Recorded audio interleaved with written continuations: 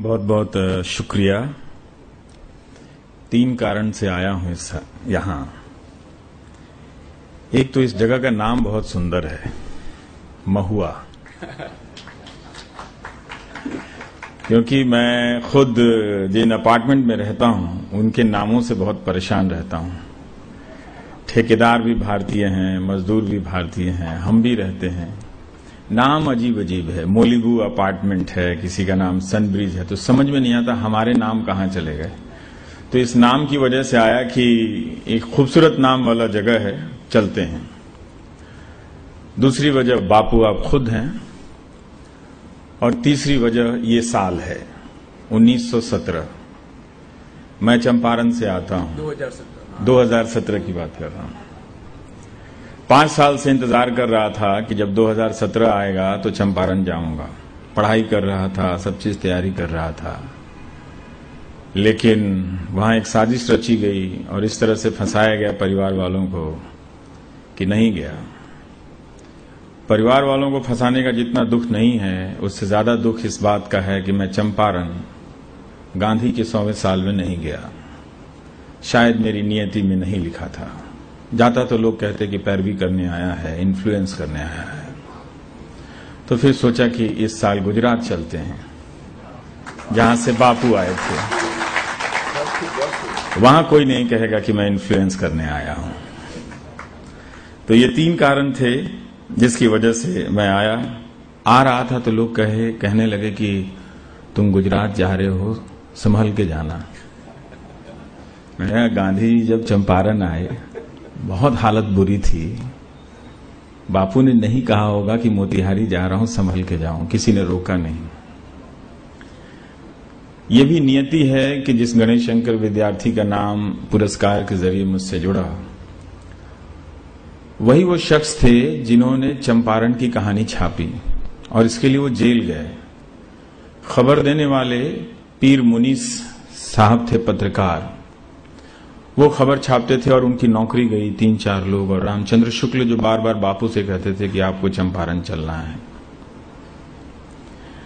तो ये एक संजोग बनता चला गया। तो मैं कहा क्यों इतना डरना क्यों है, गुजरात जा रहा हूं तो मुझे किस बात के लिए डरना चाहिए। तो नहीं, यहां पर इतना सारा तुम जाते हो, मारपीट हो जाती है, लोग घेर लेते हैं, क्या पता वहां भी घेर ले, वो गढ़ है। तो मैंने कहा ताकत की परीक्षा तो गढ़ में ही होती है। तो गढ़ में चलना चाहिए और जाना चाहिए, देखना चाहिए कि आप अंदर से कितना झेल सकते हैं। पर कितनी धारणा बना दी जाती है। इन धारणाओं की वजह से अगर मैं नहीं आता तो मैं कितने अच्छे लोगों से मिलने से रह जाता। और इस तरह की सभा तो मैंने देखी नहीं कि जहां लोग सवाल पूछने के लिए चलकर आते हों। दरअसल यही वो रिस्क है जो उठाना पड़ता है सवाल पूछने के लिए। आपको चल के आना पड़ता है, आपको चलना पड़ता है, आपको अर्जित करना पड़ता है, तब जाकर आप सवाल पूछते हैं। आज की मीडिया में बने रहने के लिए जिन शर्तों की जरूरत है वो शायद मैं पूरी नहीं करता हूं। प्राइम टाइम का एंकर हूं, मैं चीखता नहीं हूं, चिल्लाता नहीं हूं, ललकारता नहीं हूं, दुत्कारता नहीं हूं, चित्कारता नहीं हूं। अपनी भाषा से किसी को मार मार कर अधमरा नहीं कर देता। लेकिन इसके बाद भी मैं बना हुआ हूं, इसीलिए मैं चौंक गया टमटमिया शब्द सुन के, क्योंकि आजकल की हालत तो छमिया वाली हो गई है पत्रकारों की। लेकिन मैं टमटमिया सुन के चौंक गया। पर हरि भाई ने बताया कि टमटमिया का बात वही है जो छोटे मोटे पत्रकार हैं और अपने मिशन पे टिके रहते हैं। तो मुझे बड़ी खुशी हो रही है कि टमटमिया खुद को कहने में। तो एक शब्द मिल गया। आप जाते हैं तो यही मिलता है। यात्राएं अगर बंद हो जाती हैं तो वो आप खाली होते जाते हैं, तब आप गूंजने लगते हैं। हमारे न्यूज एंकर ने हिंदुस्तान की यात्राएं बंद कर दी और वो लोग प्राइम टाइम में बैठ गए जिन्होंने हिंदुस्तान की यात्राएं नहीं की। तो उनके पास कोई शब्द है नहीं, वो बहुत बीमार लोग हैं। इसीलिए वो चीखते हैं, चिल्लाते हैं, ललकारते हैं। उनके पास नए शब्द नहीं हैं। नए शब्द होते तो रोज उनके पास नए नए अर्थ आते, जिंदगी और संवाद को समझने का उन्हें एक मौका मिलता। लोग पूछते हैं कि आप एंटी क्यों हैं। मेरा जवाब है कि मैं सत्ता के साथ नहीं हूं, मैं सत्ता के समानांतर रहना चाहता हूं। अगर ये एंटी होना है, अगर आपको आपकी परिभाषा में यही है और आपके पास यही एक शब्द है, मुझे कोई इससे ऐतराज नहीं है। दुख है कि समानांतर होने की प्रक्रिया को आप खिलाफ होना कहते हैं। किसी के सामने समक्ष होना, वो उसके विरुद्ध होना हमेशा नहीं है। विरोधी कोई और होता है, विरुद्ध कोई और होता है। पूछने वाला हमेशा विरुद्ध नहीं होता है। लेकिन आज का जो मीडिया है उसका स्ट्रक्चर ऐसा है कि वो गोद में जाकर बैठता है। एम्बेडेड जर्नलिज्म जो है वो इराक युद्ध के समय ये शब्द सुनने में आया। मैं आज की मीडिया को गोदी मीडिया कहता हूं। वो गोद में बैठा हुआ मीडिया है और ये वो मीडिया है जो एक दिन आपको जला देगा। अभी आपको ये मजाक लग रहा होगा, लेकिन ठीक इसी वक्त जब आपको मजाक लग रहा है, वो आपको जला रहा है। झारखंड में पत्रकारों के ग्रुप से बच्चा चोरी की अफवाह वाली मैसेज फैलनी शुरू हुई और एक भीड़ बनी जो एक राजनीतिक वैचारिक रूप से नियंत्रित होती है या उससे अपनी खुराक ऊर्जा पाती है। उसने पहले मुसलमानों को मारा बच्चा चोरी की अफवाह में और फिर हिंदुओं को भी मारा। इसका मकसद यही है, इस जो प्रोजेक्ट चल रहा है आप उसको समझिए। वो लगातार आपको आपके भीतर तरह तरह के डर पैदा कर रहा है और एक प्रयोग हो रहा है। अभी तक हम समझ रहे थे कि ये जो भीड़ है वो सिर्फ मुसलमानों के खिलाफ है, लेकिन मारा तो हिंदू भी जा रहा है उस भीड़ के कारण। ग्रेटर नोएडा के जेवर में इसी तरह की अफवाहबाजी फैली और भूप सिंह और जेवर सिंह पिट गए, पसलियां तोड़ दी गईं और वो चिल्लाते रहे कि मैं मुसलमान नहीं हूं। तो ये जो राजनीति इस हद तक पहुंच गई है कि हिंदू को कहना पड़ रहा है कि मैं मुसलमान नहीं हूं, मुझे छोड़ दो। और आसपास के लोग जो खड़े हिंदू हैं, जिन्हें ट्रेनिंग दे दी गई है कि कोई मुसलमान मारा जा रहा है तो बोलना नहीं है, वो उस ट्रेनिंग के कारण तब भी चुप रहे जब एक हिंदू मारा जा रहा था। यही आपको समझना है कि दरअसल आप में से सत्ता जो होती है वो हमेशा इस संभावना से डरी रहती है कि आप में से कोई कभी खिलाफ तो नहीं हो जाएगा। ये वही डर है और उसी डर के खिलाफ वो दो बातें करता है। अपने ताकतवर होने की नौटंकी करता है, भंगिमाएं रचता है और भीतर ही भीतर आपके भीतर डर पैदा करता है। तो ये जो सीक्वेंस चल रहा है, अब इसके चरण बड़े हो गए, इसकी कड़ियां बड़ी हो गई हैं। ये ज्यादा सुनियोजित तरीके से है, जो आपको लगता है कि कोई उच्छृंखल है, स्पॉन्टेनियस है, अपने आप होता जा रहा है। 31 दिसंबर 2000 ये जब आ रहा था तो पूरी दुनिया में बवाल मचा। इसका नाम था Y2K।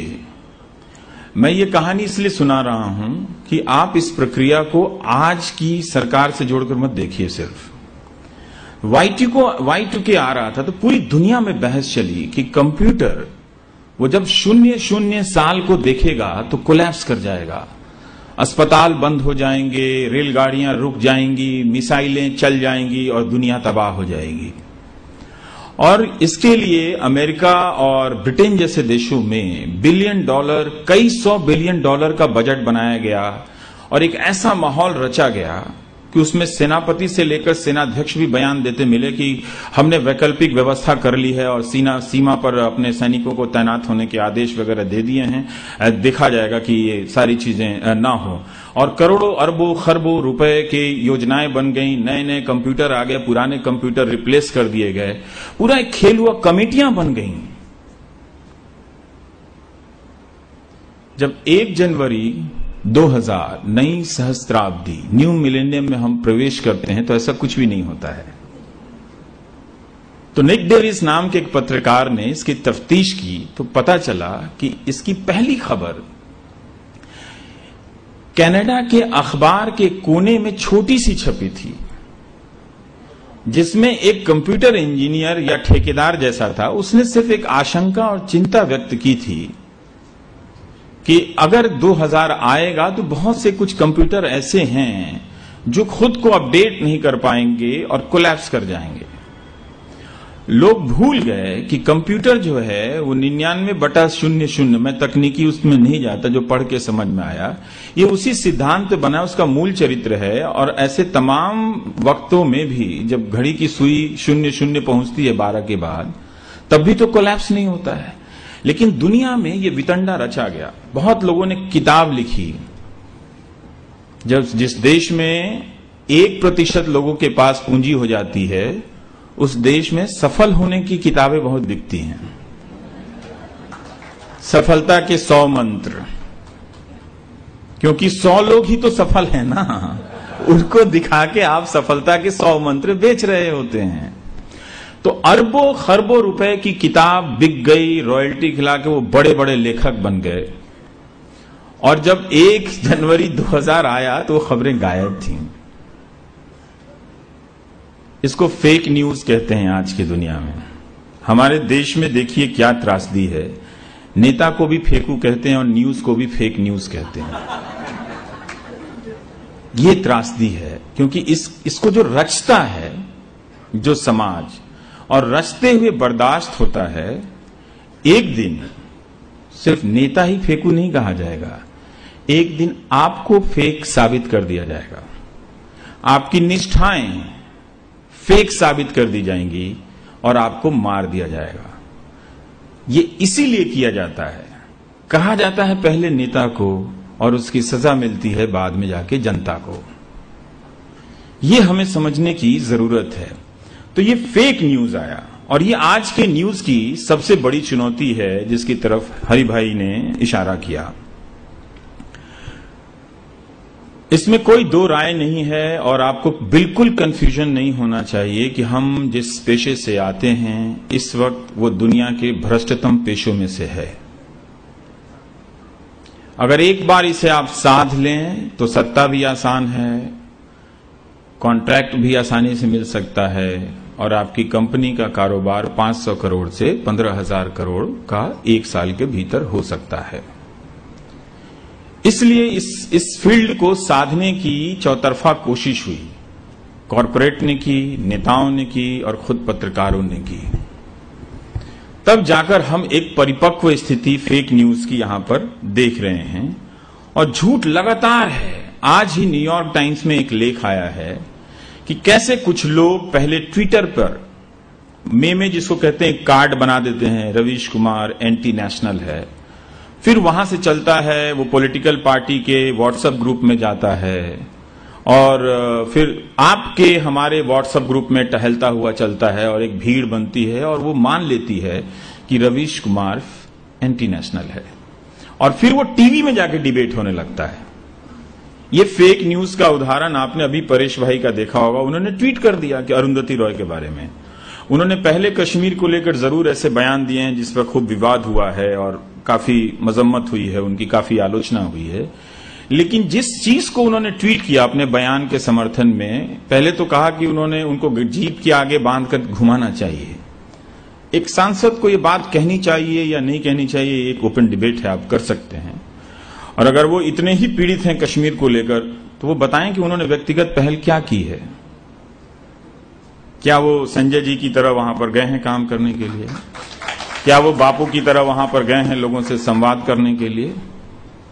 या वो हीरो हैं और कुछ बोल देते हैं और पॉलिटिकल पार्टी और लाखों लोग समर्थकों की एक फौज खड़ी है जो उनको ट्वीट करके बवाल मचा देती है, फिर वो टीवी पर उससे चर्चा होने लगती है। इस गिरोह की जीवन रेखा जो लाइन है ना, ये डॉट्स, और जो जाके थ्रेड बन रहा है, इसको आप समझने की कोशिश कीजिए। वो फेक न्यूज थी, पता चला, और वो सबसे पहले तैयार हुई पाकिस्तान की वेबसाइट में। जब वहां किसी ने पता किया ये कहां से आया, तो पता चला ये हिंदुस्तान की वेबसाइट से जन्मा है ये खबर। और उसी तरह से हिंदुस्तान में धार्मिक, राजनीतिक, वैचारिक धारा की एक तरह से समर्थन करने वाले वेबसाइटों से वो फेक न्यूज, एक गलत फेक इंटरव्यू पैदा किया गया। इतनी ही मेहनत करनी थी तो उनके पुराने किसी जेन्युइन बयान को, जिसको लेकर कश्मीर के बयान को लेकर घोर आपत्ति है, वही ट्वीट किया जाता कि आपने ऐसा बोला था और आज के संदर्भ में हमें फिर से गुस्सा आ रहा है, 5 साल पहले मैंने नहीं पढ़ा था, ये कहते कम से कम तो माना जाता कि हाँ ठीक है, मतलब जब आपको पता चला तो जब जागो तब सवेरा। तो हम बात नहीं कर रहे हैं पाकिस्तान से, लेकिन उसके साथ मिलकर हम फेक न्यूज प्रोड्यूस कर रहे हैं।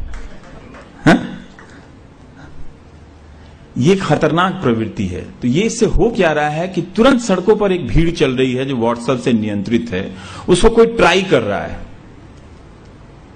उसको ट्राई कर रहा है कि सिख सेवादार अजमेर में, गांव में लोग जाते हैं सन्यासी अन्न मांगने के लिए कि दीजिए अनाज, हम लंगर चलाएंगे, उनको भी मार दिया लोगों ने पकड़ के। मारा ही नहीं, उसका वीडियो बनाया कि हम वायरल करेंगे। आप हिंसा के वीडियो का वायरल कर रहे हैं, ये कौन सा समाज है? और इस मरते हुए समाज में कौन सा गौरव वाला राष्ट्र बन रहा है, बताएंगे आप? बन सकता है क्या ये मरे हुए समाज से कि जो लोगों को मार रहा है और वो सेवादार है, जो इनका काम है, जो अपना उद्देश्य समझते हैं कि आपसे ही कुछ मांगकर वो लोगों को आगे बढ़ाएंगे, और उनको मारा जाता है? कोई वजह होनी चाहिए, कोई वजह नहीं है। ये हमेशा ट्राई किया जा रहा है कि आप अलर्ट रहें, आपको आइसोलेट किया जा रहा है, और आप कभी भी इस भीड़ से 10 लोगों को आइसोलेट करके बाकी 100 लोगों को उस पर डाल के मारा जा सकता है। इसमें कोई पकड़ा नहीं जाएगा। इस भीड़ का नाम कांग्रेस नहीं होता, इस भीड़ का नाम बीजेपी नहीं होता, लेकिन काम दोनों में से किसी एक का हो जाता है। ये डिजाइन चल रही है फेक न्यूज के कारण से। तो जो परसेप्शन बनाया जा रहा है, सत्य जब कमजोर होता है उसे कमजोर किया जाता है, तो परसेप्शन बनाने का खेल किया जाता है। अब मैं आपको एक छोटी सी कहानी बताता हूं कि कैराना, एक हिंदी के अखबार में खबर छपती है कि कैराना के गांव के कुछ लोग छोड़कर चले गए मुसलमानों के कारण। बहुत इलाकों में गुंडे होते हैं जो मुसलमान भी होते हैं, बहुत सारे इलाकों में गुंडे होते हैं जो हिंदू भी होते हैं। बहुतों की तो जाति के आधार पर गुंडों बाहुबलियों की पहचान हो जाती है, वो विधायक बन के घूम रहे हैं, है ना, हमारे ही समाज में। लेकिन चूंकि वो मुस्लिम था तो उसको लेकर एक पूरा वहां से प्लान चला और वो टेलीविजन के डिबेट में गया, फेक न्यूज उठ के, और पूरा कश्मीर बन गया कैराना। जिस मीडिया का एक प्रतिनिधि कश्मीर में नहीं है, श्रीनगर से आ गया, अव्वल तो श्रीनगर में भी नहीं होगा, उसने ये लिख दिया कि कश्मीर बन गया कैराना। अगर वो फेक न्यूज जल्दी नहीं पकड़ा जाता तो फिर से वो जल जाता, वो शहर जला दिया जाता। ये खतरनाक खेल वहां पर खेला गया। इसका परीक्षण हम बहुत पहले कर चुके हैं राजधानी दिल्ली में 2 बार, गणेश जी को दूध पिलाकर, और दूसरा है मंकी मैन। वो भी किसी हिंदी अखबार में छोटी सी खबर छपी थी कि लोगों को लगता है कि रात में कोई मंकी मैन आता है जो खरोच जाता है। करते करते पूरा वो एक राष्ट्रीय बवाल में चल गया और अलग अलग इलाकों में कल्पना करने लगे कि मंकी मैन आ गया, मंकी मैन आ गया। एक डरी हुई पत्रकारिता एक डरा हुआ लोकतंत्र बनाता है। इससे हम सबको सतर्क रहने की जरूरत है। हम ये लगातार परीक्षण कर रहे हैं। पहले ये घटनाएं इक्का दुक्का हुई तो हमें लगा कि ये शायद सुनियोजित तरीके से नहीं है, लेकिन अब पूरी मीडिया इंडस्ट्री को, भारत ही नहीं दुनिया भर में, उसे फेक न्यूज के तौर पे जाना जा रहा है। मामला कॉरपोरेट कंट्रोल, पॉलिटिकल इंटरफेरेंस से आगे जा चुका है। ये फेक न्यूज का बवाल बता रहा है कि मीडिया का जो कैरेक्टर है वो अब जनता के खिलाफ ठोस हो चुका है। ये जन शत्रु मीडिया है, ये जन शत्रु मीडिया है। आपको पहचानना पड़ेगा। आप नहीं पहचानेंगे। मैं टीवी नहीं देखता 2010 के बाद से, ना के बराबर देखता हूं। कभी कभार जब रेफरेंस लेना होता है तो देखता हूं, वरना मैं टीवी नहीं देखता हूं। मुझे पागल नहीं होना है। मुझे किसी को सपोर्ट करना है तो बिना टीवी देखे मैं कर दूंगा, मैं सपोर्ट। भजन ही गाना है तो मैं भगवान का गाऊंगा ना। तो मुझे थोड़ी मुक्ति भी मिलेगी, आत्मा की शुद्धि होगी। नेता की कैसे गा सकता हूं मैं भजन? मुझे क्या मालूम कि बंद कमरों में किस किस के साथ क्या क्या डीलिंग होती होगी, मैं तो नहीं जानता। ईश्वर के बारे में, ईश्वर को नहीं जानता, पर यह तो जानता हूं कि वो डीलिंग नहीं करते हैं कमरे में बंद होके। उद्घाटन वृक्षारोपण का हो रहा है, समापन जंगलों का हो रहा है। ये तो भगवान नहीं करते हैं ना। तो मैं वो अपनी आप उसे अंधविश्वास कह लीजिए या विश्वास कह लीजिए या अंधी श्रद्धा कह लीजिए, मैं समर्पित कर दूंगा। मैं चलते गुजरते कहीं मंदिर देखूंगा, नमस्ते कर लूंगा, चलूंगा, ठीक है। कल यहां सरस्वती जी दिख गई, प्रवेश कर रहा था तो एकदम साफ धवल सुंदर एक सरस्वती माता की तस्वीर दिख गई, मूर्ति दिख गई, तो नमस्ते कर लिया। बहुत दिनों से नहीं किया था, तो मैं वहां अपनी श्रद्धा अपनी अर्पित करूंगा कि मैं दूसरी जगह जिसके बारे में मैं नहीं जानता हूं उसके बारे में मैं कैसे अर्पित कर दूं। तो हम ये कर रहे थे। और आप देखेंगे कि अगर आप दिल्ली के जनपथ मार्केट में गए होंगे तो वहां पे 4 लोग खड़े रहते थे। पहले जब मैं दिल्ली आया था तो वो बोलते बोलते वो ट्रांस में चले गए। 25 25, 35 35, 40 40 टी शर्ट का दाम।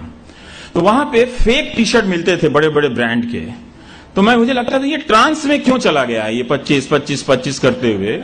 तो उसके बोलने की मुद्रा से लोग उसमें प्रभावित होते थे और भूल गए कि ये बड़े ब्रांड से मतलब जो असली ब्रांड है उसकी नकल है, और जाके वो खरीदने लगते थे सब 25 25 रुपए में, और पहन के खुश हो जाते थे कि हमने कुछ वर्साचे पहन लिया या वो ह्यूगो बॉस का टी शर्ट पहन लिया, जो भी ब्रांडेड कंपनियां उसके पहन लिया। तो वो हमेशा ट्रांस में चले। आप जाएंगे ना तो उस 10 लोगों की दुकानें हैं और 10 दुकानों में एक ही तरह के टी शर्ट हैं और 10 दुकान में बेचने वाला एक ही तरह से बेच रहा है 25 25 25 25।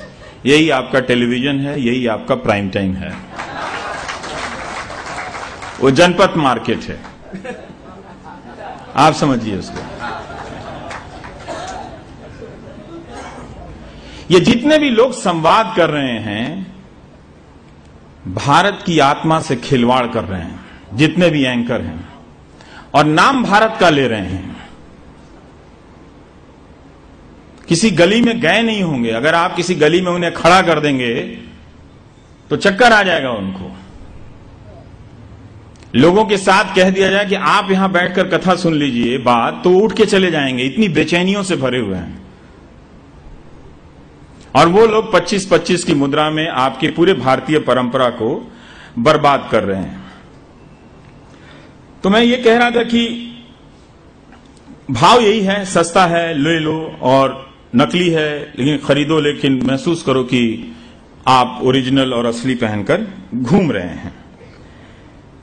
मीडिया की जब स्वायत्ता समाप्त होती है, हमारी स्वायत्ता समाप्त हो चुकी है, सापेक्षिक है, अपवाद स्वरूप है, लेकिन हमारी स्वायत्ता समाप्त हो चुकी है। और ये प्रक्रिया के तहत होती चली आ रही थी, आज संपूर्ण हो चुकी है। इसको सिर्फ आज से ही जोड़ के ना देखें, पिछले 20-22 साल में, हालांकि आदर्श स्थिति तो कभी नहीं थी। जब बापू चंपारण गए तो दूसरा काम उन्होंने किया था कि सारे अखबार के संपादकों को लिखा था कि अपने रिपोर्टर मत भेजना, मैं अपना काम करूंगा और मुझे जो जरूरी लगेगा वो मैं बता दूंगा। गांधी ने ये बात क्यों कही थी? क्योंकि उन्हें मालूम था कि ये जो मीडिया है वो अंग्रेजों की पिट्ठू मीडिया है, इसलिए इसको दूर रखो। बाकायदा चिट्ठी लिखकर उन्होंने कहा था कि इस मीडिया को दूर रखो। आप कहते हैं गांधी जिंदा नहीं है। ये जो पार्सल भेजने वाले ने, जो 400 का जो एजेंट है, अभी जो गुजरात संदेश के मालिक को लिखा था उसने, वही तो गांधी हैं।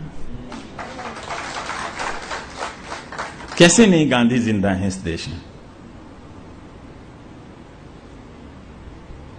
तभी तो नहीं मरे ना गांधी, और ना कभी मरेंगे। वो इसलिए कि वो जनता के बीच से, जनता की आत्माओं से जुड़े हुए नेता थे,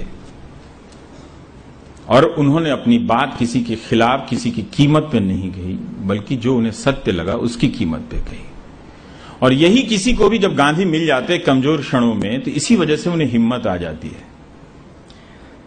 तो हुआ यह कि उसकी स्वायत्तता समाप्त हो गई है। तो अब वो क्या ड्रामा कर रहा है? अब वो कह रहा है सेना का सम्मान करो। जो मीडिया अपना सम्मान नहीं कर सकता, वो सेना का सम्मान करने के लिए रोज कहता है। वो सेना का भी सम्मान नहीं करता है। जंतर मंतर पर जब 1 रैंक 1 पेंशन के लिए बुजुर्ग सैनिक परिवार जब धरना दे रहे थे और उनकी वर्दी फाड़ दी गई, मेडल फाड़ दिए गए, तब वो मीडिया वहां नहीं गया। 2 महीने तक वो लोग वहां बैठे रहे, मीडिया उनके पास नहीं गया। गया कभी कभार के लिए गया, औपचारिकता के लिए गया। लेकिन जब एक शहीद की जब ताबूत में लौटता है, तब उसका राष्ट्रवाद जगता है। उस दिन चीखता चिल्लाता है, उसके बाद नहीं जाता देखने कि उसके बच्चों को अच्छे स्कूल में एडमिशन मिला कि नहीं मिला। तुरंत एक नायक ढूंढता है, तुरंत एक खलनायक ढूंढता है, और ये तुरंत की संभावनाओं को हर वक्त बनाकर रखता है। जैसे लगता है कि अगर आप आज अभी तक जाकर वहां पर माला नहीं चढ़ाए गए तो आप खलनायक घोषित कर दिए जाएंगे। वो सेना का इस्तेमाल कर रहा है, वो युद्ध का ऐलान कर रहा है। ये पहला साइन है कि जब मीडिया युद्ध का ऐलान करने लगे, इसका मतलब यह है कि नेताओं और कंपनियों ने मिलकर कुछ फैसले कर लिए हैं। आप दुनिया का इतिहास पढ़ेंगे, आपको इसकी पुष्टि हो जाएगी। उसी वक्त सरकारें प्राइवेट प्लेयर्स को रक्षा उपकरण में के निर्माण में बनाने के लिए नीतियां भी बना रही होती हैं, आपकी नजर नहीं जाती है।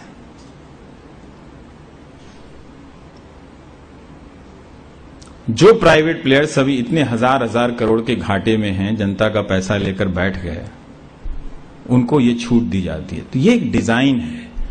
2003 में जब इराक वॉर हुआ तो ब्रिटेन के बहुत कम सैनिक मारे गए, 200 से भी कम मेरे ख्याल से शहीद हुए होंगे।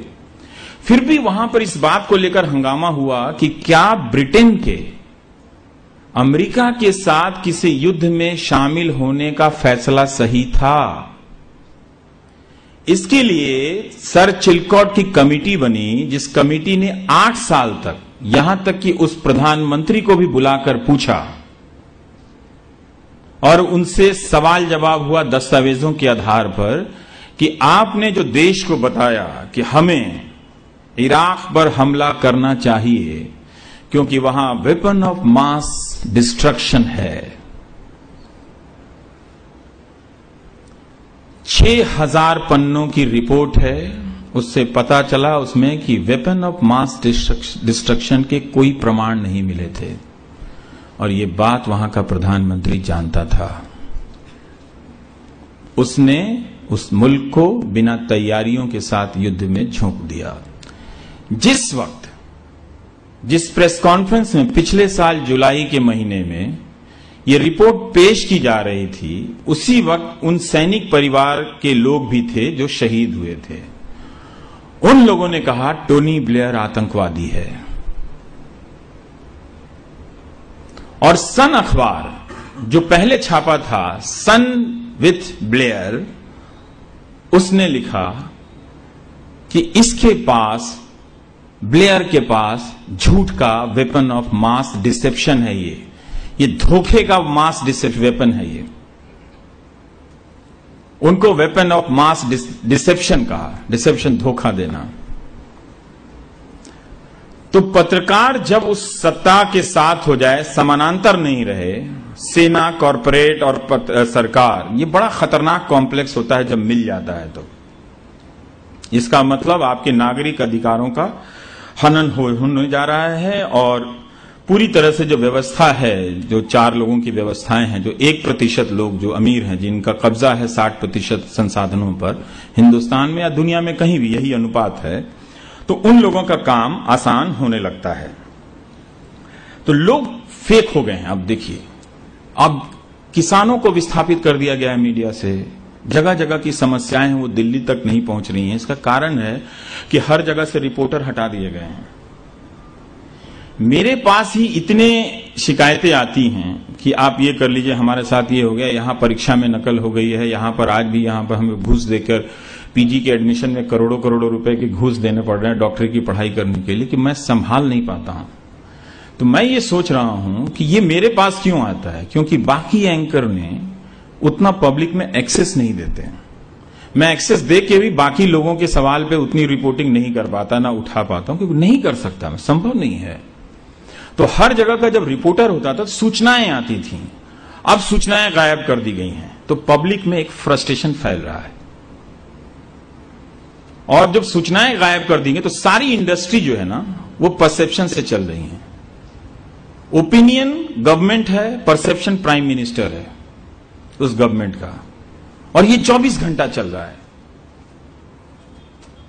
आप 20 नहीं 50 साल बाद भी देखेंगे कि ये व्यवस्थाएं इसी तरह से चरमराई हुई आपको मिलेंगी। आपका विश्वास कुछ बना रहे तो कुछ चीजें आपको ठीक मिलेंगी। तो आप देखेंगे इसको कि कैसे चलता है। तो अब क्या होता है कि वहां पर जनता नहीं है। अब मैं ये डिबेट का फॉर्मेट बताता हूं। जनपद मार्केट में जनता नहीं है, उसकी आवाज नहीं है, प्रवक्ता है पार्टियों का, वही देश है। मोहल्ले की दवा की दुकान का पता नहीं बता सकता वो। एक दिन में भारत के अलग अलग विषयों पर वो 4 चैनलों में जाकर बात कर रहा है। न्याय हो सकता है? नहीं हो सकता है। तो जो सूचनाएं पहले से उपलब्ध हैं या फेक न्यूज के गैंग की तरफ से उपलब्ध करा दी गई हैं, आपका रेफरेंस पॉइंट मिटा दिया गया। अब आपका रेफरेंस पॉइंट यह है कि नेहरू जी मुसलमान थे या फिरोज गांधी मुसलमान था। अब वहां से आपको शुरू करना है, थे कि नहीं थे, और करते करते वो नहीं थे वाला गायब हो जाएगा और मुसलमान थे तो बाकी जो भी दिखेगा वो मुसलमान है। तो क्या हो गया? मुसलमान है तो क्या हमने तय किया कि जो मुसलमान है वो हिंदुस्तानी नहीं है?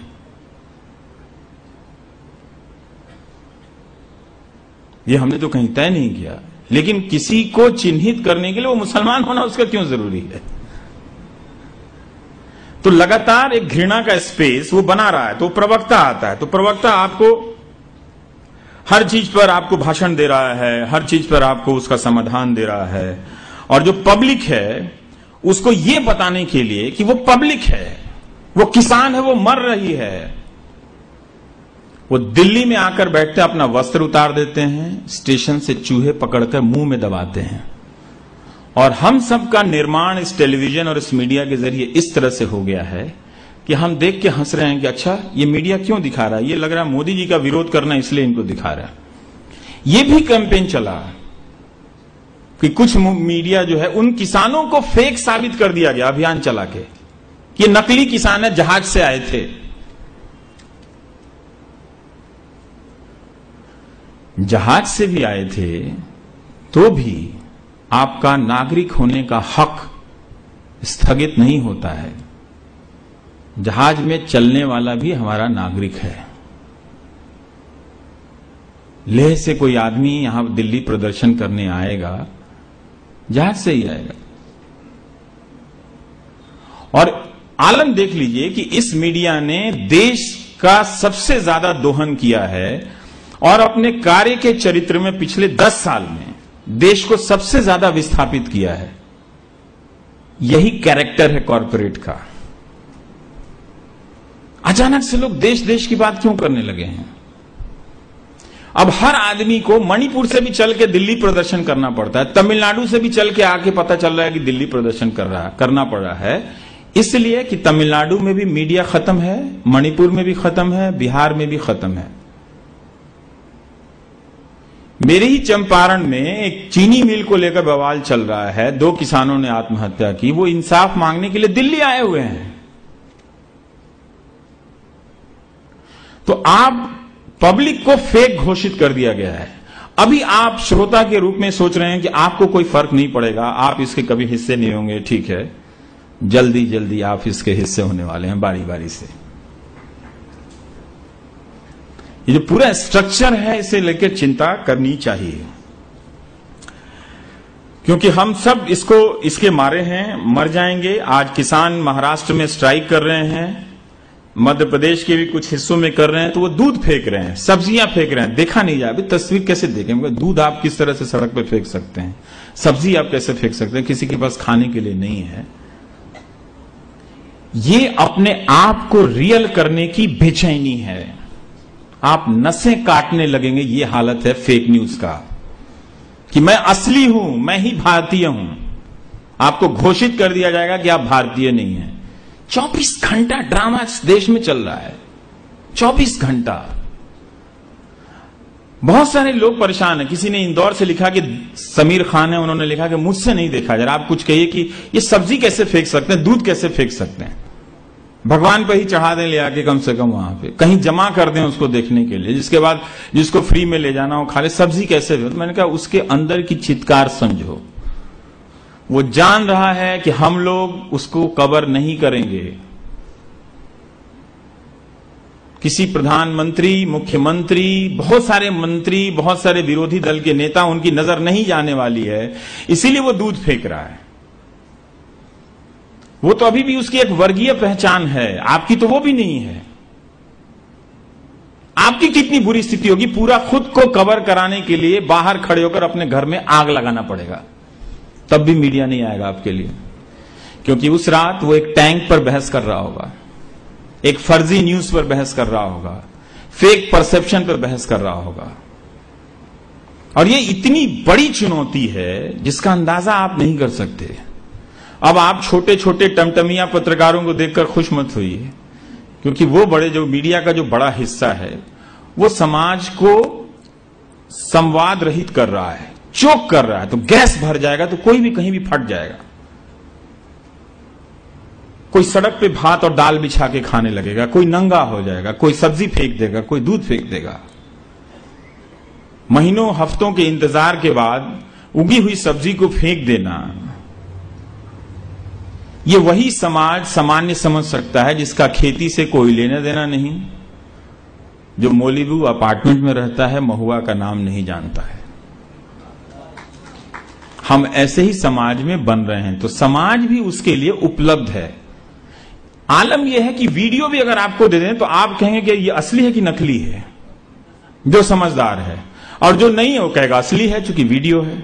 सोचिए, जब टीवी आया तो इस विश्वसनीयता के साथ आया कि चूंकि वो टीवी है इसलिए उसमें विश्वसनीयता का तत्व अखबार से ज्यादा है कि होता हुआ दिख रहा है, जो बोल रहा है वो दिख रहा है। अब आप ये दावा नहीं कर सकते। एक तरफा संवाद, एक तरफा धारणा, चैनल ही लॉन्च हो जा रहे हैं कि हम नेशनलिस्ट हैं और सेना के साथ हैं। आप कौन है सेना के साथ होने के लिए? और सेना को क्या हो गया है जो 2-4 पत्रकारों और प्राइम टाइम के एंकर को उसकी जरूरत है? इतनी कमजोर है क्या हमारी सेना? उसे क्या हो गया है सेना को? क्या हमारी सेना बीमार है जिसे रोज रात को 9 बजे एक एंकर चाहिए डॉक्टर के रूप में? कब से हमारी सेना ऐसी हो गई? हम तो सेना को नहीं जानते, हम तो यही जानते थे कि ये शक्तिशाली भी है और शालीन भी है। अब शालीन होना आप कमजोरी कहते हैं, जेंटलमैन कहते थे हम लोग। ये इंडियन आर्मी है, उसकी शालीनता भारतीय है, शालीनता ही भारतीयता है। इतनी उग्रता क्यों है? मैं आपको अपनी बिरादरी का हाल बताता हूं। लोग एक दूसरे से बात नहीं कर रहे हैं, एक दूसरे को देख नहीं रहे हैं, ये हालत है। लोकतंत्र की बात करती है भारतीय जनता पार्टी। 1 साल से प्रवक्ताओं को भेजना मेरे कार्यक्रम में बंद कर दिया है। मैं हमेशा कहता हूं कि ये मुझसे क्यों डरते हैं। मेरे पास ना तो जीवन का सत्य है अंतिम, ना ही इस सरकार का अंतिम सत्य है। मैं तो यात्री हूं, मुझसे क्यों डरते हैं आप? आप दिवाली होली मनाते हैं, पूरे दिल्ली के पत्रकारों को बुलाते हैं, मैं ही छूट जाता हूं। इसका मतलब यह है कि आप हिंदुस्तान को नहीं जानते। आपकी 4 दीवारी के भीतर जितनी बड़ी होली और दिवाली नहीं मनती है, उससे लाखों गुना बड़ी होली और दिवाली आपकी 4 दीवारी के बाहर मनती है। तो आप आइसोलेट करने का गेम करते हैं, मत कीजिए। यही पार्टी, वो अपोजिशन वाले भी यही करते हैं, चुन के दूसरे किसी पार्टी में नहीं जाते। तो ये एक संवाद जो है, हमारा आपस का संवाद टूट गया है और ये मान्य हो गया है। दो लोग बात नहीं करते हैं तो हम बाहर क्या आपसे क्या खाक संवाद बनाएंगे? आप बताइए जरा से, कैसे बनाएंगे? तो ये एक प्रवृत्ति है। और जो राजनीतिक कार्यकर्ता है आज की तारीख में उसके पास कोई काम नहीं है, वो जान गया है। क्योंकि ये जो पूरा मैनेजमेंट बना है सोशल मीडिया के जरिए और खूब सारा पैसा के जरिए,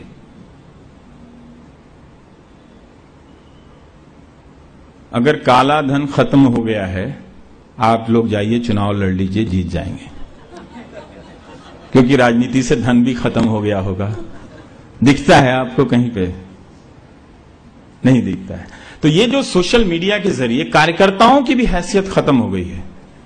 अब 15 लोगों की टीम जो पिछले चुनाव में हमारे साथ थी, अब नई टीम ले आऊंगा मैं, और बहुत सारे पैसों के साथ स्लॉट खरीद के मैं बिना कार्यकर्ताओं के जरिए आपके स्मार्टफोन के जरिए पहुंच सकता हूं। तो कार्यकर्ता खाली हैं, अभी उनका क्या करना है मालूम नहीं, लेकिन आने वाले समय में उनका वो इस्तेमाल भी समाप्त हो जाएगा। तो अभी उनका इस्तेमाल हो रहा है फेक न्यूज वेंडर के रूप में।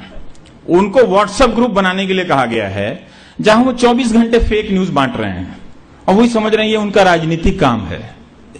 बड़ा अलग और बड़ा अच्छा काम है राजनीति, उसमें तमाम कमियां और बुराई होने के बावजूद वो सचमुच एक असाध्य और मुश्किल काम है, आसान नहीं है।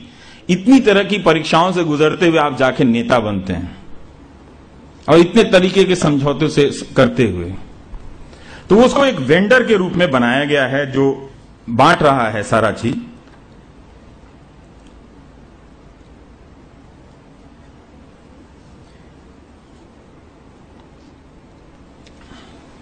बस मैं अब समाप्ति पर हूं।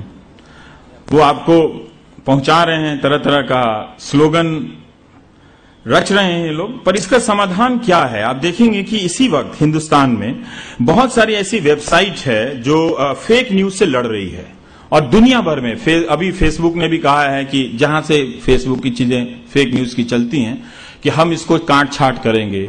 बीबीसी ने कहा कि हम स्लो न्यूज लेकर आएंगे, हम रुक जाएंगे, थोड़ा ठहर जाएंगे, चीजों को पता करेंगे, फिर हम खबर देंगे। क्योंकि जो सचेत लोग हैं वो समझ गए हैं कि ये भीड़ लगातार इसे अनियंत्रित होने का प्रशिक्षण देंगे तो एक दिन हम सब इसमें जलने वाले हैं, हम ही एक दूसरे को जलाएंगे। सबको जिसको डरना है वो डर गया है इस फेक न्यूज के बाजार से। और जब तो अमेरिका, वहां पर स्लो न्यूज का कॉन्सेप्ट आया है। बीबीसी ने एक सर्वे भी किया कि 83% जो दर्शक है भारतीय इस बात से चिंतित रहते हैं कि ये असली है कि नकली है। मतलब सारा खेल इसमें आ गया। तो वहां के पत्रकारों ने क्या हुआ कि किस तरह से मीडिया को जो लोग सवाल समानांतर चलते हैं तो डराते हैं। तो ट्रंप साहब आए तो बोले कि हम व्हाइट हाउस में, पत्रकारों की जो एक परंपरा थी कि राष्ट्रपति वहां काफी प्रेस कॉन्फ्रेंस करते हैं उनकी तरफ से, या व्हाइट हाउस में 200 प्रेस कॉन्फ्रेंस हो जाती है। तो उन्होंने पत्रकारों से बात करना शुरू किया। उन्होंने पूरी मीडिया को फेक न्यूज भी घोषित कर दिया, जैसे यहां बाजारू मीडिया कहा गया। उसी मीडिया के सहारे चल रहे हैं, उसी को बाजारू कह रहे हैं। वो व्यक्ति बहुत मायावी और सत्य बोलने वाला भी लगता है। उसने इस्तेमाल भी किया और लोगों के सामने बोल दिया, फिर भी लोगों को दिखा नहीं कि ये बाजारू है जिसका मैं इस्तेमाल कर रहा हूं। दिख जाना चाहिए था लोगों को। तो ट्रंप ने बोल दिया सबको ये लोग फेक न्यूज हैं, और ये लोग करते हैं। ये मत समझिएगा कि मीडिया इनके आने से पहले फेक न्यूज नहीं कर रहा था। मैंने मंकी मैन का आपको बता दिया और गणेश जी का आपको बता दिया इसी हिंदुस्तान में, और Y2K का बता दिया। आप कभी Y2K सर्च कीजिएगा, कितना यहां के अखबारों में छपा होगा। और जिन देशों ने उस खबर पर ध्यान नहीं दिया, उन्होंने उनका पैसा, एक पैसा भी खर्च नहीं हुआ और वो खतरा टल गया। तो अब इस कॉम्प्लेक्स में एक और चीज हो रहा है साथ में। देखिए, जब राजनीति में जब धन आ रहा था, लोग कहा, तो कुछ लोग थे उस वक्त कहते थे कि पॉलिटिक्स में पैसा का क्या रोल है इसमें नहीं है। तो फिर कुछ लोग कहे नहीं, चुनाव जीतना है, हमें सत्ता में आना है, नहीं तो बिना पैसे का कैसे होगा। धीरे धीरे आया तो वो धन बन गया काला धन। अब क्या हो रहा है, एक और खेल हो रहा है कि धर्म का बहुत इस्तेमाल हो रहा है धीरे धीरे। एक दिन आएगा जब इस राजनीति में धन का इस्तेमाल इतना हो जाएगा कि लोग उसे काला धर्म कहेंगे, और ये भी लड़ाई चलेगी कि राजनीति से काला धन और काला धर्म दोनों हटाओ, और वो दिन हमारे खोखला हो जाने का अंतिम दिन होगा। क्योंकि आध्यात्मिक शक्तियों का और संतों का समाज में होना जरूरी है। भले मैं जाऊं या ना जाऊं वो अलग बात है। जिंदगी से जुड़ी हमारी तमाम बेचैनियां, जिनका अंतिम समाधान भले ना वहां मिलता हो, आराम जरूर मिलता है, उनका होना बहुत जरूरी है। आज आप हर संत को मैं देख रहा हूं कि वो सरकार का काम कर रहे हैं, सरकार के एजेंसियों में घुस गए हैं और हमेशा सरकार के प्रतीक बनते चले जा रहे हैं। ये अच्छा नहीं है, क्योंकि हमें संतों की जरूरत है। जो नास्तिक हैं, मैं कर्मकांडी आदमी नहीं हूं, बहुत पूजा पाठ वाला आदमी नहीं हूं, लेकिन फिर भी मुझे लगता है मैं नास्तिक नहीं हूं। पढ़ता लिखता रहता हूं धार्मिक चीजों को भी। तो मुझे एक बात लगता है कि हम सब वो नहीं रहेंगे तो जिंदा लाश बन जाएंगे। अभी भी ये लोग हमारे भीतर सत्य के बहाने ही सही नैतिकता का एक मापदंड जरूरी है ये बताते रहते हैं, लेकिन जब वो सरकार के सारथी हो जाएंगे, कहां जाएंगे हम लोग? किसके पास जाएंगे हम अपने बेचैनियों के दिनों में? वो एक अलग डिपार्टमेंट है, मीडिया का अलग डिपार्टमेंट है, सेना का अलग डिपार्टमेंट है, जिंदगी में अलग अलग चीजों को देखने के लिए। सबका एकीकरण हो रहा है। क्या उस एकीकरण से जन कल्याण भी हो रहा है? नहीं, क्योंकि ये एकीकरण जो है लोकतंत्र के ही नहीं, जन कल्याण की तमाम भावनाओं के खिलाफ भी है। हमारी बौद्धिक विविधता, भारतीयता क्या है? पारस्परिक संवाद है। मंडन मिश्र और शंकराचार्य जी के बीच में कितनी बहस हो गई। आज कहेगा कि शंकराचार्य हैं और आप बहस कर रहे हैं। हाँ, क्यों नहीं करेंगे? शंकराचार्य हैं तो उन्हीं से तो करेंगे, और किससे करेंगे? फिर जो जानता है, जो ज्ञानी है, अगर हम उससे बहस नहीं करेंगे तो किसी मूर्ख से करेंगे। तो ये एक जो समाज में, और ये जो संतों की जो परंपरा बची हुई है। मैं यहां आने से पहले केदारनाथ जी में बापू का भाषण टीवी में देख रहा था, कथावाचन, तो सोच रहा था कि ये क्या कोई नई परंपरा है? नहीं। जब मैं छोटा था 6-7 साल का, अपने मोहल्ले में, तो वहां एक स्काउट गाइड का बड़ा सा कैंपस था। तो वहां कोई संत आते होंगे, ऐसे ही 6 महीने 2 महीने में बड़ा सा कार्यक्रम लगता था, इसी तरह से जैसे आज का लगता है। और लोग आते थे, कुछ पूजा की जगह बन जाती थी, वहां परिक्रमा करते थे। हम भी उसमें परिक्रमा लगा लेते थे, कुछ भाषण सुन के आ जाते थे, कुछ कथाएं सुनकर आ जाते थे। तो एक अलग डिपार्टमेंट है जहां हम धर्म वगैरह के बारे में बात करते हैं। जब तक दुनिया धर्म को खारिज नहीं करती कि ये ठीक है, हम इसे समाप्त मान लेते हैं, तब तक तो वो है। तब तक तो उसकी जो रचनाएं हैं, जो विद्वता है, उसको कहां फेंक देंगे आप? उस पर कौन विचार करेगा? क्या किसी ने कोई यूनिवर्सिटी बनाई है? बात करने वाले जितने भी हैं, आप जानते हैं वैसी कोई यूनिवर्सिटी? संस्कृत के नाम पे लोग दंगा करा देंगे। एक भी आदर्श संस्कृत कॉलेज बता दीजिए आप, जहां हम चले जाएं इस हाथ के कि भाई जो संस्कृत की परंपरा है उसके हिसाब से हम बहस करेंगे, जो सवाल होगा वो हम सवाल करेंगे, जो भी मेरा सवाल होगा। तो धर्म क्या करता है आपको? जो सन्यासी लोग आपको क्यों इतना बताएंगे? वो ये कहते हैं, सिंपल बात ये है कि आप इस रास्ते पे चलोगे तो आप सत्य के करीब पहुंचोगे। तो सत्य के करीब किस लिए पहुंचना है? कोई ऑफिस तो है नहीं, सत्य घर तो है नहीं कि शाम को पहुंच जाना है। उससे आपके भीतर साहस का संचार होगा, और आत्मविश्वास और साहस से भरा हुआ व्यक्ति ही व्यक्ति इंसान होता है, वही दूसरे को प्यार कर सकता है। इसी में संतों की एक भूमिका है, रही है। अच्छे बुरे संत चाहे जो भी हों, पर उनकी भूमिका है। बहुत सारे अच्छे संत हैं जिनकी भूमिका है। मैं तो आ रहा था तो मैं कह रहा था हमारे साथ जो थे कि इनकी वजह से हिंदुस्तान की तमाम बेचैनियां ज्वालामुखी की तरफ फटने से रह गई। क्या भारत में योग को 21 जून ने बचाया था? नहीं बचाया था ना। वो कौन लोग थे कि बिना टीवी के बगैर भी अलग अलग आश्रमों में योग की परंपरा को बचाए रखे? 1960 के अमेरिकी टेलीविजन में एक फिल्म देख रहा था। वो फिल्म ही 1965-66 की है और वहां के राष्ट्रपति की फिल्म है कि कैसे वो मीडिया को कंट्रोल करके वो सारा गेम करता है। तो वो राष्ट्रपति एक टीवी कार्यक्रम देख रहा है और उस कार्यक्रम में गुड मॉर्निंग अमेरिका उसका नाम है, यही नाम है मेरे ख्याल से। और उस टीवी कार्यक्रम में एंकर के साथ एक लड़की है जो योगा कर रही है।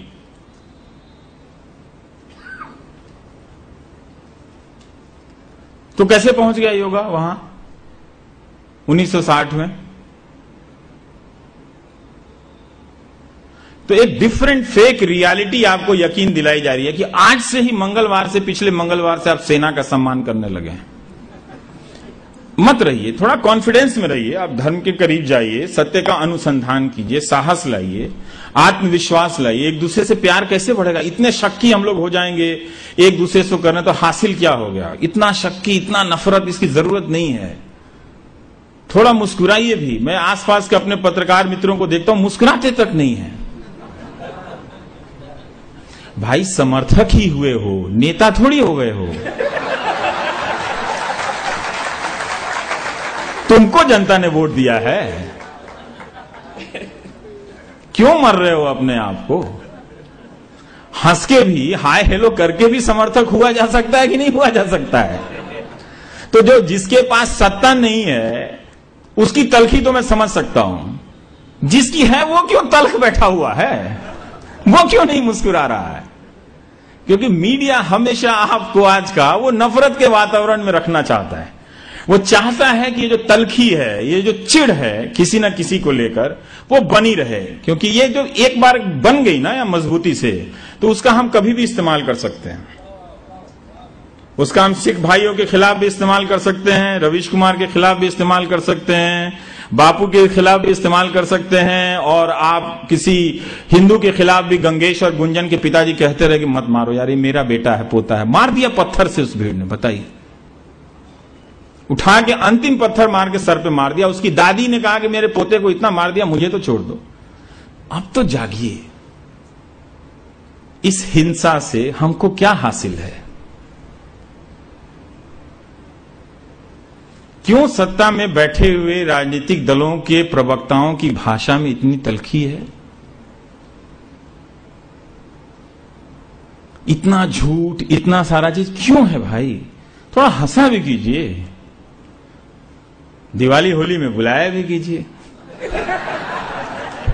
ये और बात है, मैं गया नहीं उनसे कहने के लिए कि आप क्यों नहीं मुझे बुलाते हैं।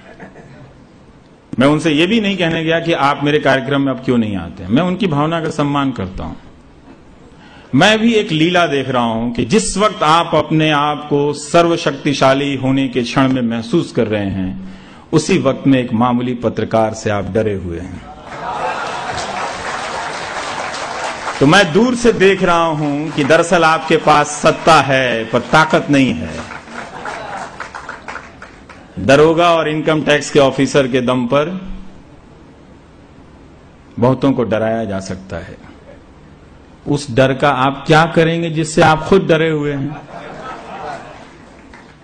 तो इस डर से मुक्ति कैसे मिलेगी? मुझे, आपको या उनको? मोहब्बत से।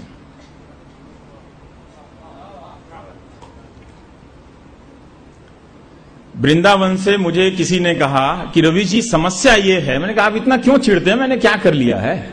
मैं 10 बजे के बाद तो घर चला जाता हूं, कहीं दिल्ली में घूमता भी नहीं। समस्या यह है कि आप सनातनी नहीं हैं। मैंने कहा अरे भाई साहब, मैं सनातनी हूं, मैं तनातनी नहीं हूं। ये तनातनी मत कीजिए मुझसे। और मुझे ही नहीं, आप अपने समर्थक एंकरों को, अगर आपने उन्हें समर्थक ही कह लिया तो कहिए कि यार थोड़ा मोहब्बत बांटा करो, मेरी सरकार है, कुछ अच्छी चीजें भी बटें।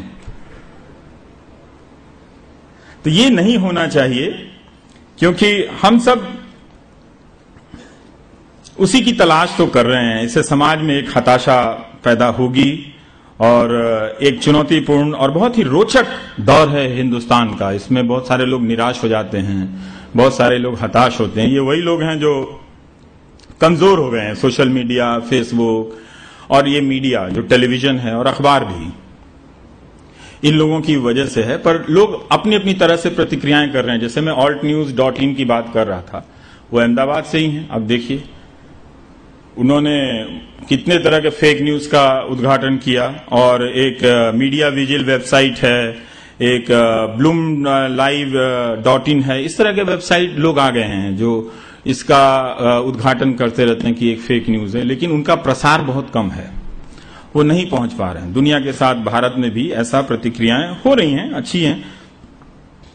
आपने गुजरात दंगों के दौरान का वो जो मोरबी के पोस्ट कार्ड का जिक्र किया, तो अभी इलाहाबाद में सरकार बन गई जोगी जी की, तो कोई मस्जिद या दरगाह है वहां इलाहाबाद में, तो उसकी जमीन से कोई रास्ता जाने वाला था।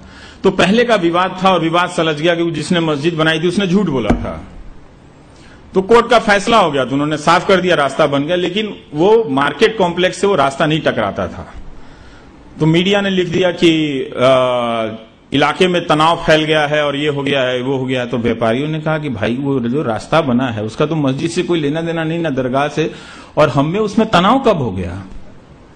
तो बात ही थी कि एक दिन क्लियर हो जाएगा, चूंकि कोर्ट का ऑर्डर है, इत्तेफाक था कि सरकार बन गई है, तो उस दिन उसके बाद हो गया कब होना। अगर चुनाव नहीं होता तो उसी दौरान हो जाता। तो उन लोगों ने क्या किया कि सारे अखबार को बंद कर दिया 3-4 दिन के लिए, एक हफ्ता के लिए बंद किया। अभी बागपत में सहारनपुर को लेकर तरह तरह की चीजें हुई, तो उन्होंने अखबार बंद किया है। अब हम इस दौर में पहुंच रहे हैं कि जहां हमको टीवी बंद करना पड़ रहा है, अखबार बंद करना पड़ रहा है। तो आप सोचिए कि आप बंद हो सकते हैं क्या? नहीं ना। तो आजाद होने के लिए बहुत जरूरी है कि हम लोग जब सवाल करें तो हमें आइसोलेट ना करें, हमें एंटी नेशनल ना कहें। ये बड़ा खूबसूरत देश है, कोई पूर्व जन्म का ही कुछ कर्म होता है कि यहाँ आदमी पैदा लेता है। इसमें बहुत सारी कमियां हैं, वो हम जानते हैं, लेकिन इसी से हम मोहब्बत करते हैं, हम ये भी जानते हैं। तो जो लोग एंटी नेशनल कहते हैं उन पे मुझे बड़ा दुख होता है, तरस भी आता है कि कैसे आप अपने नागरिक को बिना किसी प्रमाण के एंटी नेशनल कह सकते हैं, और किसी को एंटी नेशनल कहना ये एक राजनीतिक चरित्र बन गया है। तो मीडिया की ये जो डिजाइन है, आप समझिए, जब मैं 2010 में ये डिबेट कार्यक्रम करने गया था, कुछ ही दिनों बाद एक लेख लिखा गोरखपुर के प्रेस क्लब के लिए, जनमत की मौत, क्योंकि इस कार्यक्रम को करते हुए मैं समझ गया था कि इसका मकसद जनमत का निर्माण नहीं है, जनमत की हत्या है। जब सूचना नहीं है, सवाल कोई पूछिए, जवाब देने वाला नेहरू पे चला जाता है। पूछ रहा हूं आज का, वो नेहरू पे चला जाता है, वहां से यहां, यहां से यहां, यहां से यहां चला जाता है। तो सब एक सीमित जानकारी को लेकर उसी में तरह से खिचड़ी पका रहे हैं। तो एक तरह से आपको भ्रम में रखने की कोशिश की जा रही है, तो बहुत ही खतरनाक है। 2-4 अपवाद कभी अच्छा वगैरह हो जाता है, लेकिन वो एजेंडा है। अपोजिशन क्या होता है? वो सिर्फ राजनीतिक दल नहीं होता है, जनता होती है अपोजिशन सरकार के सामने। वो अपोजिशन को डराने के नाम पे जनता को डरा रहे होते हैं आजकल के एंकर कि दरअसल तुम क्वेश्चन मत करना इस सरकार का। नहीं तो अगर राजनीतिक पार्टी का वो हाल कर सकते हैं तो शर्मा जी, मिश्रा जी, आपको भी सड़क पे घेर के मारेंगे। और आप पत्रकार देखिए किस तरह से नेताओं को पीछे पड़ के घेर रहे हैं, जैसे लगता है कि अब अगली कड़ी में वो गोली भी मारेंगे कि तुम क्रिमिनल हो, तुमको गोली मार देंगे। एक रिटायर्ड आईपीएस ऑफिसर जो आईपीएस होते हुए कभी सत्य के साथ खड़े नहीं हुए होंगे, टीवी पे बोलते हैं कि IPS officer of IAS and IPS officer of Bihar must United and stand up. बताइए, तो इस तरह की भाषा का निर्माण लोकतंत्र के निर्माण का नहीं होता है। इतनी आपाधापी, इतना उन्माद किस लिए है? पर यह डिजाइन के तहत हो रहा है। डिजाइन के तहत तय किए जाते हैं कि किसमें मारपीट होगी, किसमें उन्माद होगा और किस तरह से होगा। जब ये समझा तो समझते समझते कोशिश करने लगा कि कहां से सूचनाएं ज्यादा से ज्यादा लाऊं या उसमें विविधता पैदा करूं कि कम से कम मेरे हाथ से ये अपराध हो। तो खैर अब उन्होंने ना आकर मुझे मुक्ति दे दी है, क्योंकि मुझे उनके चलते अब किसी नेता को नहीं बुलाना पड़ता है। तो अब थोड़ा संघर्ष बढ़ गया है, लेकिन वो अपना काम करते रहते, पर वो काफी नहीं है। इतना एक मिसाइल की तरह जहां भी चुनाव होता है वो सरकार की तरफ से टेलीविजन मुड़ जाता है, सारे सवाल इस तरह से। तो अगर लोकतंत्र में अगर विपक्ष की संभावना नहीं रहेगी, फिर वो लोकतंत्र तो नहीं है। वो भारतीय परंपरा भी नहीं है। हर विद्वान भारतीय परंपरा में देखेंगे तो आप देखेंगे कि उसके सामने कोई सवाल करने वाला है, किसी ने उससे बहस की है, किसी ने उससे पूछा है। यही हिंदुस्तानियत है।